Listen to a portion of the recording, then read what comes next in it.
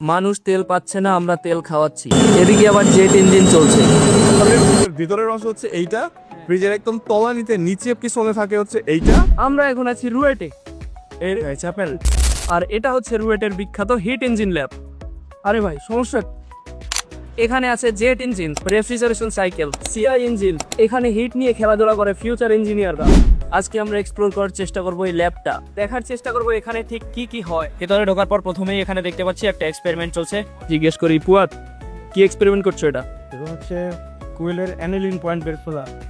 Aniline point. Aniline point জিনিসটা কি? Aniline point হচ্ছে যে টেম্পারেচারে মিনিমাম টেম্পারেচার অ্যানিলিন এবং আমার যে হাইড্রোকার্বন ফুয়েলটা আছে এই ফুয়েলটা কমপ্লিটলি মিক্স হয়ে যাবে, ওই পয়েন্টটা হচ্ছে অ্যানিলিন পয়েন্ট। আচ্ছা, বুঝতে পারলাম। এখন এটা প্রসিডিউর কি? নিচে কি এখানে একটা ফুয়েল দেওয়া হয়েছে এবং অ্যানিলিন দেওয়া হয়েছে, তারপর এখান থেকে হিট দেওয়া হচ্ছে, হিট দিয়ে আমরা জাস্ট মিক্স করতেছি এবং এখানে হচ্ছে আমার যেই থার্মোমিটার আছে থার্মোমিটার নিয়ে এখানে আমি টেম্পারেচার রেকর্ড করতেছি।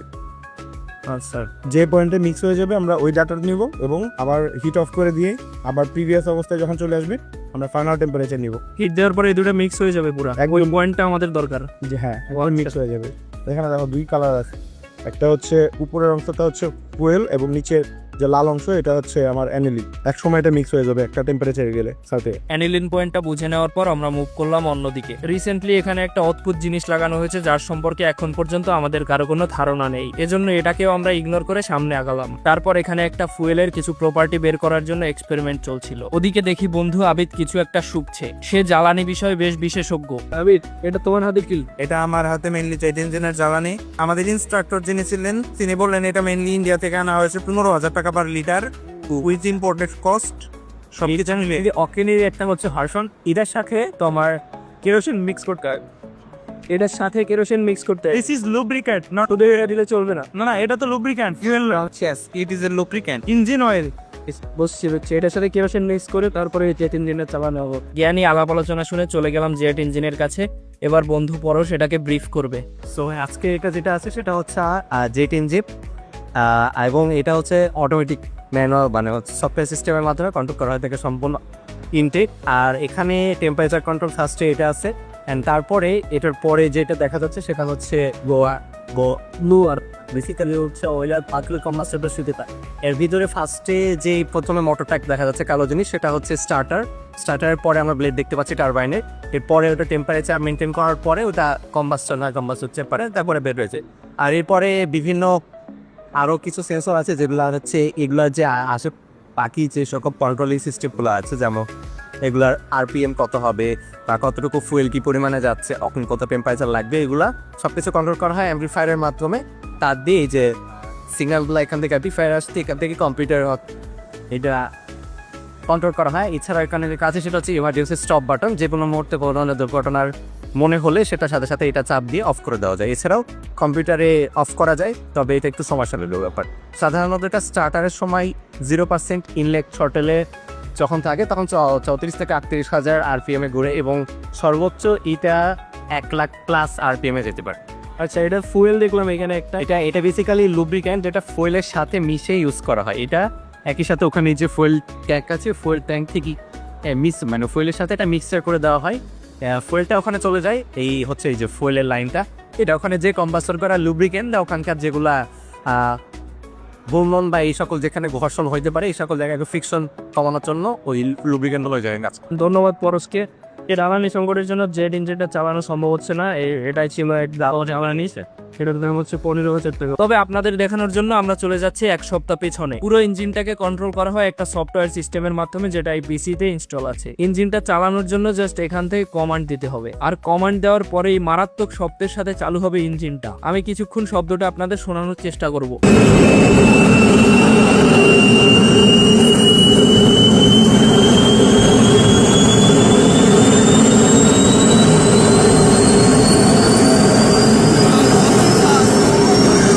হয়তো আওয়াজ শুনেই বুঝতে পারছেন এটা কোন লেভেলের জিনিস। আর এটা চলার সময় এর ধারে কাছেও যাওয়া যাবে না, কারণ এর তাপমাত্রা কয়েকশো ডিগ্রি সেলসিয়াস পর্যন্ত উঠে যায়। এরপর জেট ইঞ্জিন থেকে দৌড়ে দৌড়ে চলে গেলাম বন্ধু বিজয়ের কাছে। বিজয়, এই জিনিসটা কি?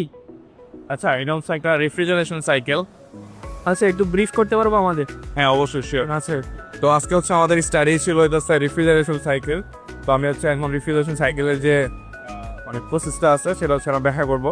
তো রেফ্রিজারেশন সাইকেল আসলে বুঝতে হলে আমাদের 4টা মেন কম্পোনেন্টকে হচ্ছে জানতে হবে। এটা হচ্ছে প্রথম হচ্ছে কম্প্রেসর, এটা হচ্ছে কম্প্রেসর। এরপর আছে হচ্ছে আমাদের এখানে ইভ্যাপোরেটর, তারপর আছে হচ্ছে আমাদের কনডেন্সার, এবং এইখানে আছে হচ্ছে আমাদের এক্সপানশন বাল্ব। এই যে এটা হচ্ছে এক্সপানশন বাল্ব।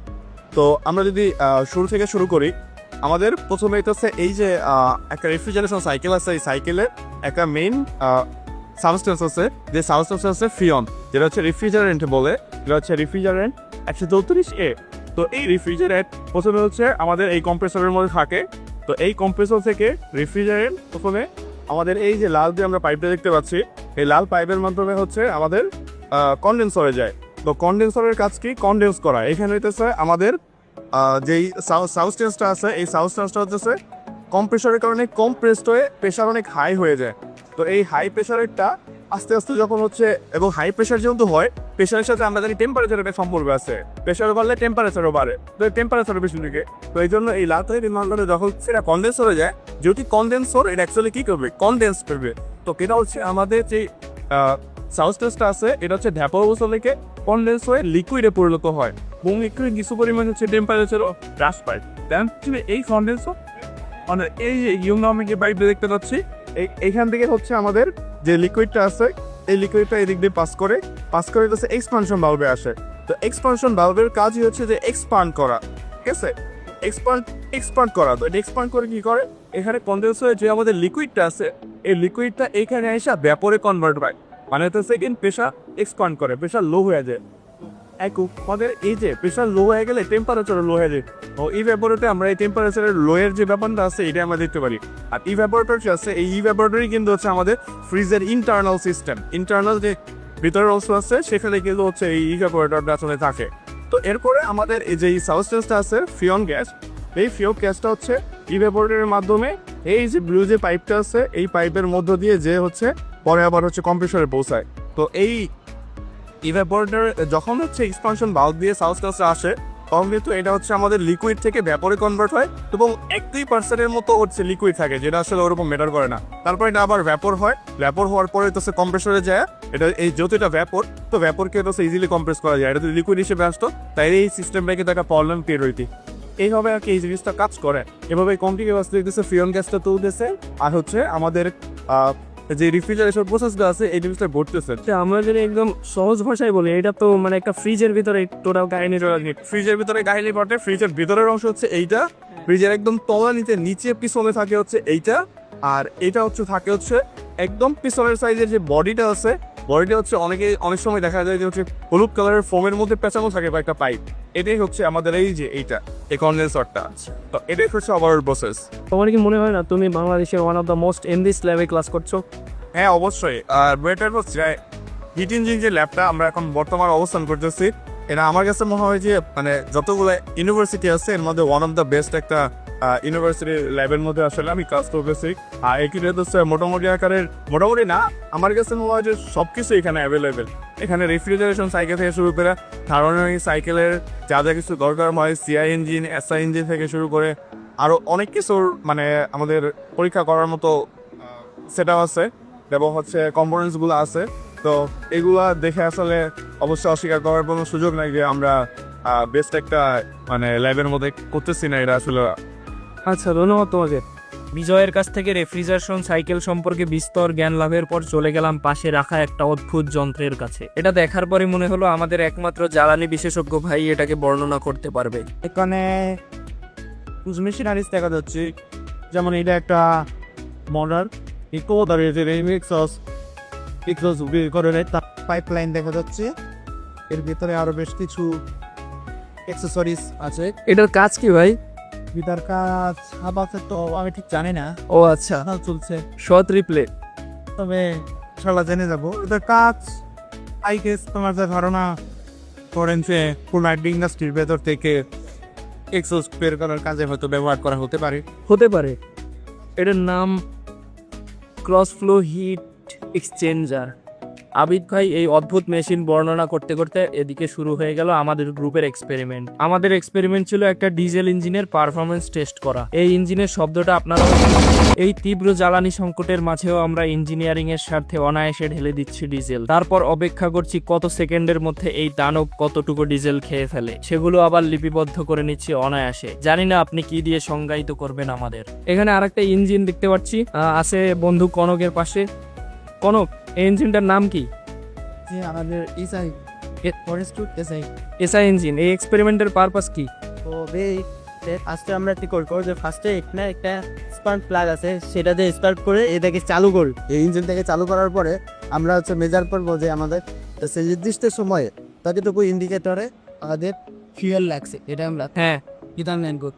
একটা নির্দিষ্ট সময়ের মধ্যে কতটুকু ফুয়েল ও কনজিউম করছে এটা ডিটারমাইন করে ওর মানে পারফরমেন্সটা টেস্ট করছি আমরা। এখানে আবার কোনো একটা আয়োজন চলছিল। কি এক্সপেরিমেন্ট করছো সোহাগ? Bomb calorimeter. এটার উদ্দেশ্য কি? কোম্পানি এক্সপেরিমেন্টের উদ্দেশ্য কি? কোম্পানি একটা নির্দিষ্ট দেশকে উঠিয়ে মাত্র মানে রুয়েটে এগুলা চলে। আচ্ছা অভিজিৎ, কি এক্সপেরিমেন্ট করলো আজকে? আজকে এক্সপেরিমেন্টটা হচ্ছে আমাদের ডিটারমিনেশন অফ ক্যালোরি ক্যালো of fuel by whole calorie rate. আচ্ছা আমাদের জন্য একটু সহজ ভাষায় বুঝাই দাও কি আপনি কি করলা। আমরা তো জানি ক্যালোরিফিক ভ্যালু হচ্ছে দুটো, একটা হচ্ছে হায়ার ক্যালোরিফিক ভ্যালু আর দ্বিতীয়টা হচ্ছে লোয়ার ক্যালোরিফিক ভ্যালু। তো হায়ারটা আমরা মেজার করি ফুয়েল থেকে কম্বাসনের মাধ্যমে যতটুকু হিট জেনারেট হয় সেটা, প্লাস ওখান থেকে যে স্টিলটা জেনারেট হয় ওই স্টিমের যে হিট ওটা আমরা এক্সট্র্যাক্ট করবো। এটা হচ্ছে আমাদের হায়ার ক্যালোরিফিক। তো এই জন্য আমরা হচ্ছে বোম ক্যালোরিমিটারটি ইউজ করি। এখন ক্যালোরিফিক ভ্যালু জিনিসটা কি এটা একটু বলো আমাদের আগে। ভ্যালু হচ্ছে আমরা পার কিলো ফুয়েল থেকে যে পরিমাণ আমরা হিট পাই সেটা হচ্ছে ক্যালোরি। ও আচ্ছা, এবার একটু বুঝাও কেমনি কি করলা তোমরা, এই জিনিসটা কি আসলে? এটা হচ্ছে আমাদের বোম ক্যালোরিমিটার। তো এটা মেবি এখন খোলা যাবে না, তো আমি মোটামুটি বলার চেষ্টা করছি কীভাবে করতে হবে। এখানে ভিতরে হচ্ছে আমাদের একটা হলো পোর্শন আছে, পোর্শনের মধ্যে আমরা কিছু পরিমাণ পানি রাখি, দেন হচ্ছে একটা ইনস্ট্রুমেন্ট রাখি। ঠিক ইনস্ট্রুমেন্টের মধ্যে আমরা ফুয়েল রাখি, ফুয়েলটা কম্বাসন একটা এখান দিয়ে আমাদের টেম্পারেচার একটা ইনিশিয়াল টেম্পারেচার থাকে, তো কম্বাসনের পরে একটা ফাইনাল টেম্পারেচার আমরা থাকি। তো টেম্পারেচারের ডিফারেন্সটা পাল্লা দেন হচ্ছে একটা ইকুয়েশন আমরা ইউজ করি যেটা হচ্ছে বোম ক্যালোরিমিটার ইকুয়েশন। ওটার মাধ্যমে আমরা আমাদের ফুয়েলের যে ক্যালোরিফিক ক্যালো না ওয়াটার ক্যালোরিফিক ক্যালো এটা ইউজ করে আমরা হচ্ছে থিওরিটিক্যাল ক্যালোরিফিক ক্যালোটা আমরা মেজার করি। এটাই হচ্ছে সংক্ষেপে এক্সপেরিমেন্ট। আচ্ছা ধন্যবাদ তোমাকে। রুয়েটের সামনে পাম্পে ফুয়েলের জন্য মানুষ লাইনে দাঁড়িয়ে আছে কয়েক ঘন্টা ধরে, আর আমরা ল্যাবের মধ্যে ফুয়েল নিয়ে খেলাধুলা করছি। এটাই বাস্তব। অলরেডি ভিডিওটা অনেক লম্বা হয়ে গিয়েছে, আর ভিডিওর এই পর্যন্ত এসেও শুধুমাত্র রুয়েটের হিট ইঞ্জিন ল্যাবের ম্যাক্সিমাম জিনিসপত্রই আমি দেখাতে পারিনি।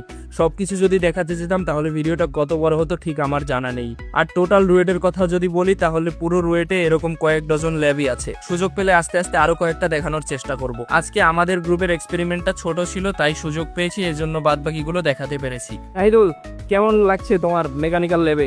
খুবই ভালো লাগছে, I am feeling so good. আচ্ছা, শাহিদুল ভাইয়ের মতো আমরা সবাই এরকম উন্নত ল্যাব ফ্যাসিলিটি পেয়ে ফিলিং সো গুড। আসলেই আমরা গর্বিত। তাই ছোটখাটো বাচ্চাদের বলবো দলে দলে ইঞ্জিনিয়ারিং এ আসো, এখানে নিজেকে প্রমাণ করার ভালো একটা সুযোগ থাকে। পদে পদে নিজের লিমিট সম্পর্কে জানতে পারবা, নিজেকে প্রমাণ করে নিজেকে পুশ করে সামনে এগিয়ে যেতে পারবা।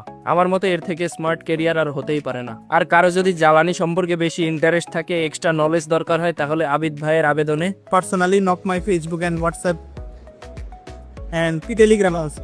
এটা একদম র্যান্ডম একটা ভিডিও ছিল। আশা করি ভিডিওটা অনেকের ভালো লেগেছে, আর ভালো না লাগলেও খারাপ লাগেনি হয়তো। আজকে এই পর্যন্তই, দেখা হবে নতুন কোনো ভিডিওতে। আর আপনি যদি সায়েন্স, টেক এবং ইঞ্জিনিয়ারিং এর প্রতি ইন্টারেস্ট ফিল করেন তাহলে ফলো করে রাখতে পারেন আমাকে। আর আমি দৌড়ে দৌড়ে যাচ্ছি পরবর্তী ভিডিওতে।